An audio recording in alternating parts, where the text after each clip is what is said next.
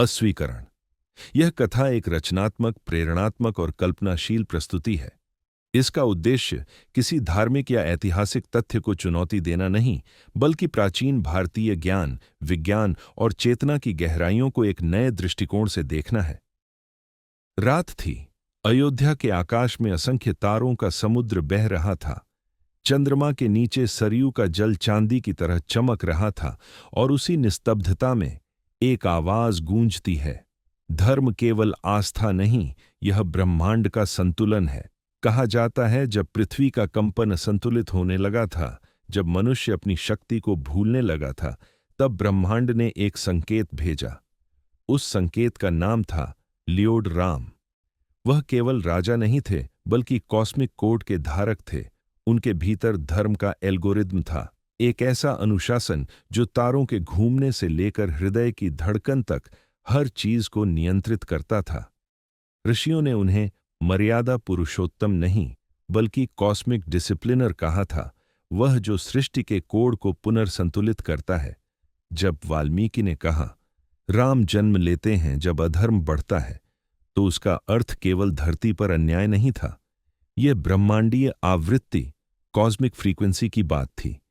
प्रत्येक युग में जब ऊर्जा असमान होती है, ब्रह्मांड एक चेतना भेजता है, एक Lloyd, light originated divine entity. Ram उसी LIOD के प्रतीक थे। उनका नाम राम केवल एक व्यक्ति का नहीं, बल्कि रेजोनेंस ऑफ एटॉमिक माइंड का संक्षिप्त रूप था। उन्होंने धरती को याद दिलाया कि सत्य, भक्ति और अनुशासन ही वह 3 ध्रुव हैं जिनसे ग्रहों की गति और आत्मा की दिशा निर्धारित होती है।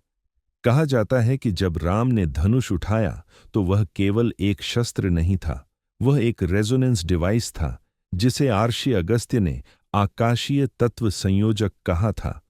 उस धनुष की डोरी खींचते ही ब्रह्मांड की आवृत्तियां स्थिर हो जाती थीं, जैसे कोई क्वांटम फील्ड फिर से संतुलित हो रही हो।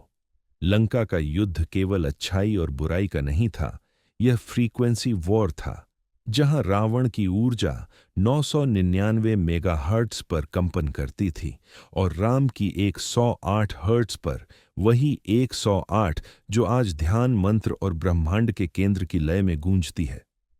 हनुमान उस समय का बायो इंजीनियर्ड बीइंग कहा जा सकता है। उनकी छलांगें केवल मांसपेशियों का चमत्कार नहीं थीं, बल्कि ग्रेविटॉन कंट्रोल का उदाहरण थीं।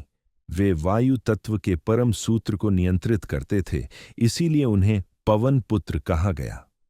वह मानव और ऊर्जा के बीच का पुल थे, the bridge between matter and mind. Ram का राज्य, राम राज्य, केवल शासन नहीं था, बल्कि ह्यूमन फ्रीक्वेंसी सिस्टम का पुनर्संरेखण था, जहां हर व्यक्ति अपनी आत्मा की आवृत्ति को पहचानता था, जहां करुणा एक विज्ञान थी और अनुशासन एक भाषा। जब उन्होंने कहा, धर्म की स्थापना के लिए मैं आता हूं, तो वह केवल युग धर्म नहीं, कॉस्मिक प्रोग्राम रिब्यूट की बात थी, एक ऐसा रीसेट जो हर युग के अंत में आवश्यक होता है। आज वैज्ञानिक क्वांटम थ्योरी में जो ढूंढ रहे हैं, वह आर्षि अगस्त्य, वशिष्ठ और विश्वामित्र ने ध्यान तरंगों में महसूस किया था।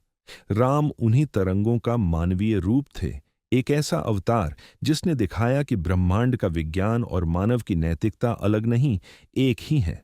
राम हमें यह सिखाते हैं कि ब्रह्मांड में हर आत्मा एक कोड है, हर विचार एक तरंग और हर कर्म एक संदेश जो तारों तक पहुंचता है। जब तुम सत्य बोलते हो, तुम केवल नैतिक नहीं होते, तुम अपने भीतर की फ्रीक्वेंसी को ब्रह्मांड से जोड़ते हो, और जब तुम अन्याय के विरुद्ध खड़े होते हो, तब तुम लियोड राम बन जाते हो, वह चेतना जो संतुलन लौटाती है। राम केवल इतिहास नहीं, वह इनर टेक्नोलॉजी है। उनकी कथा एक स्मरण है कि हर युग में जब अंधकार बढ़ेगा, तो किसी के भीतर से प्रकाश फिर उठेगा, और वह प्रकाश तुम्हारे भीतर भी है। तुम भी लियोड हो, लाइट इन ओरिजिन डिवाइन। अपने भीतर के राम को पहचानो और उस संतुलन को पुनः स्थापित करो। जब समय तुम्हें तोड़ने की कोशिश करे, तब याद रखना, ब्रह्मांड उसी को चुनता है जो उसके कोड को फिर से लिख सके। तुम छोटे नहीं, तुम आवश्यक हो। अगर आप इस कथा से प्रेरित हुए, लाइक, शेयर, सब्सक्राइब करें God is an astronaut channel को। जहां हर कहानी एक यात्रा है भीतर से ब्रह्मांड तक।